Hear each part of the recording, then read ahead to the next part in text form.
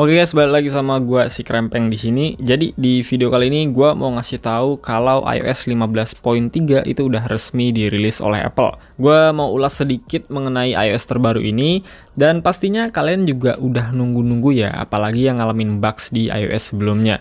Jadi ini adalah lanjutan dari iOS sebelumnya yaitu 15.2.1 dan gua akan kasih tahu apa aja yang ada di 15.3 ini. Jadi untuk device yang gue gunakan adalah iPhone 12 mini, yang mana ini adalah daily driver gue ya. Di 15.2.1 kemarin juga gue update pakai ini iPhone. Jadi ya seenggaknya tahulah perkembangan dan bugs apa aja yang gue temui. Untuk size-nya sendiri dia sebesar 977,5 MB. Ini hampir 1 GB ya, nggak besar-besar banget lah. Jadi kalian bisa langsung update aja ya lewat iPhone-nya langsung. Tentunya dengan jaringan WiFi yang stabil dan baterai usahakan di atas 50% ya, supaya bisa melakukan proses instalasinya. Untuk build number-nya di sini 15.3 19D50. Jadi kalau kalian udah update ke 15.3 harusnya sih sama kayak gue ya build numbernya. Tapi kalau belum berarti itu masih ada di bawahnya atau mungkin masih 15.3 yang versi beta. Untuk modem firmware-nya sendiri yaitu 2.23.02. Kemudian kalau berbicara apa aja yang baru, sebenarnya nggak ada perubahan yang signifikan ya. Kalau kita lihat di sini, Apple lebih memfokuskan pada perbaikan bugs yang dialami user pada iOS sebelumnya. Dan juga ada security update untuk semua penggunanya. Walaupun terlihat sepele, tapi ini penting banget loh. Karena di setiap iOS itu udah pasti ada bugs di beberapa device. Nggak terkecuali bisa aja di device kalian juga mengalami.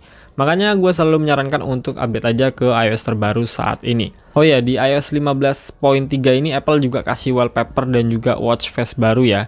Bisa digunakan di iPhone, iPad, dan juga Mac. Cara downloadnya, buka aja website resmi Apple, lalu pilih di bagian watch.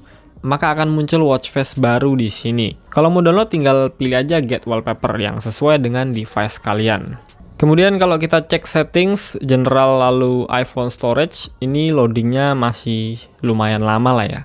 Jadi belum berubah dari iOS sebelumnya. Tapi hal kayak gini tuh bisa kalian atasi ya dengan cara force restart iPhone-nya. Maka dia akan lebih cepat loadingnya saat memasuki iPhone storage. Dan di bagian bawah sini untuk iOS dan sistem datanya masih relatif sama ya dengan iOS sebelumnya. Dan nggak ada yang 0 KB. Jadi buat kalian yang ngalamin bugs pada iPhone storage, coba deh update ke 15.3 ini. Siapa tahu masalahnya bisa terselesaikan. Untuk bugs lainnya gue sih nggak ngalamin ya, walaupun pernah sesekali force close aplikasi Instagram, tapi itu menurut gue bukan masalah yang besar.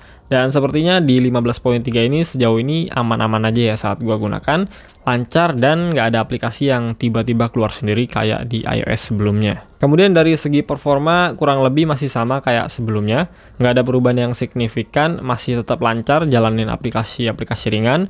Buat main game pun masih sama aja ya, nggak ada drop frame rate sama sekali. Suhu dari HP-nya pun masih tergolong normal.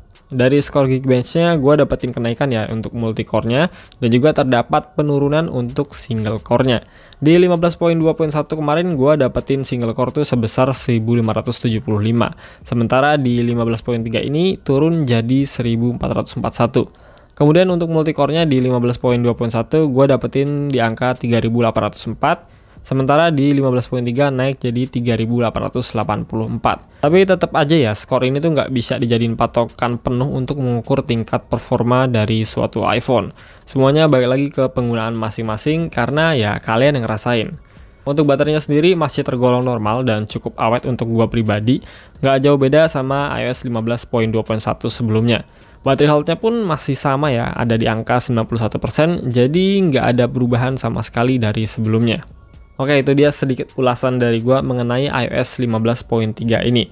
Buat kalian yang ngalamin bugs dari iOS sebelumnya, kayaknya wajib deh untuk update ke 15.3 ini. Dan buat kalian yang nggak ngalamin bugs sama sekali, ya gua sih tetap nyaranin update ya. Karena ada security update-nya di dalam pembaruan kali ini. So, gua rasa gitu aja video dari gua. Semoga bisa bermanfaat. Gua pamit.